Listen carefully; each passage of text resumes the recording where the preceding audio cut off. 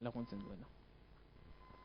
Gero, SDL liburutegiaz baliatu ginen, bideoa eta audioa kontrolatzeko, sistema eragilearen artean kokatzen delako. Hardwarearekin zuzenean lantzea nahiko konplexua denez. Hemen ikusten da, SDL, adibidez, hemen, nola estruktura batzuk erabili genituen. SDL-en abantaila handi bat eramangarritasuna da. Hau da, makinan izetan erabil daitekeela. Adibidez, Windows eta Linuxen probatu egin dugu, primeran dabil, eta teorian Mac eta beste sistema batzuetan ere ibili beharko zuken. Hirugarren eta azken pausoa puzleak sortzea izan zen. Klima aldaketari buruzko informazioa eskuratu genuen aldaketa klimatikoari buruzko iturretara jotzen. Azkenean, klima aldaketari buruz asko dokumentatu ginen. Geroago, poliki-poliki, panelak eta pistak sortu genituen. Eta puzleak hizkuntza batean genituela, itxule eta moldatu genituen jokoaren formatu espezifiko batera. Panelei forma ematen diena. Hemen ikusten dugu, 3 hizkuntzatan, hau puzlea da, asmatu behar dugun esaldia eta pista jokoak laguntzeko ematen diguna. Eta hemen, beste irudi honetan, jokoak erabiltzen duen formatua da. Eta azkenik, bideo jokoa lortzen dugu. Gero jarriko dugu martxan, baina orain ezaugarri batzuk aipatuko ditut. Adibidez, 3 hizkuntzatan egin dugu, euskara, gaztelania eta ingelesan. Hau izango litzateke menu orokorra, nun jokalari kopuruak aukeratu dugu, 1, 2 edo 3 jokalari arte, eta edo zein zuzenduta dago. Hau da, bideo jokoa berez.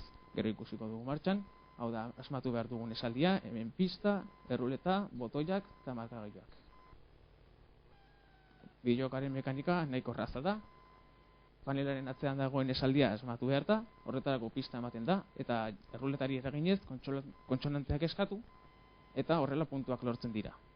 Puntu gehien eta panel gehien asmatzen dituena, irabazlea da. Lan honetan ez ditugu emaitza zuzenek eskuratu esperimentazio baten ondorioz. Eskuratu ditugun emaitzak egin dugun bideojokoan ikusten dira. Bideojokoa hainbat eskolako klaseetan aurkeztuta izan da, eta emaitzak onak dira orokorrean. Txapelketa txiki bat ere egin genuen. Jendea ikasitakoarekin pozik zegoen, dibertigarri iruditu zitzaien ikasten zuten bitartean, eta bideojokoa behar bezala ibili da, problemarik eman gabe. Eta horren bai, bideojokoa ikusiko dugu.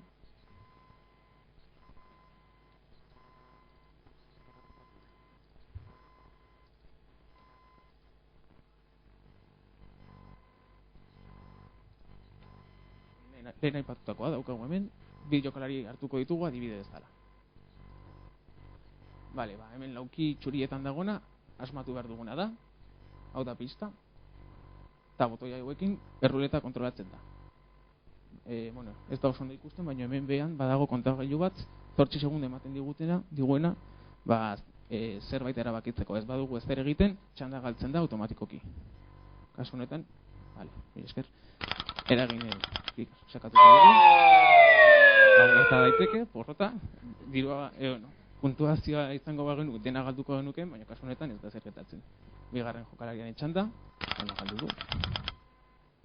Eta letra bat aukeratu behar da.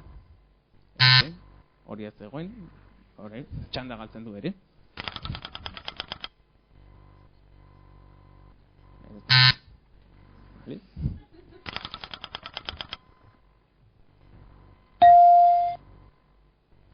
Bokalak ere erosi daiteke, baina egun kostatzen dute, oraindik ez daukagu.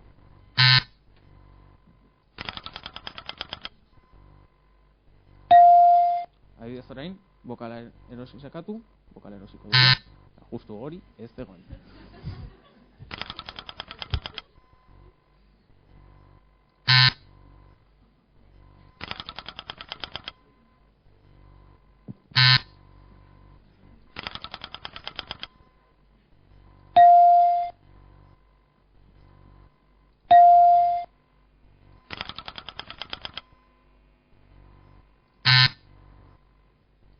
Norbaitek baldin badaki erantzuna, esan dezala, mesedez.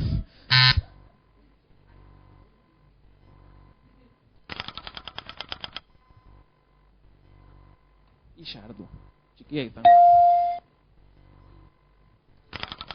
Metalaro txikia, ez. Erantzunak hemen daude, baina miratu beharko dudan.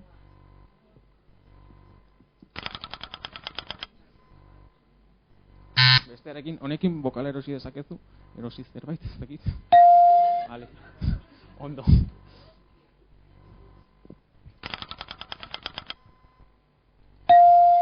Izotz, vale.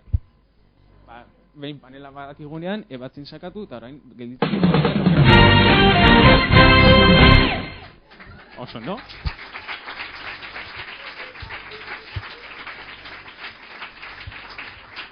Bueno, orain ikusiko digu, zer da gertatzen dena, panela gaizki gabazten bada. Egin klik ebatzin, eta orain hartu edo zer, klik hortik, nahi dezuna.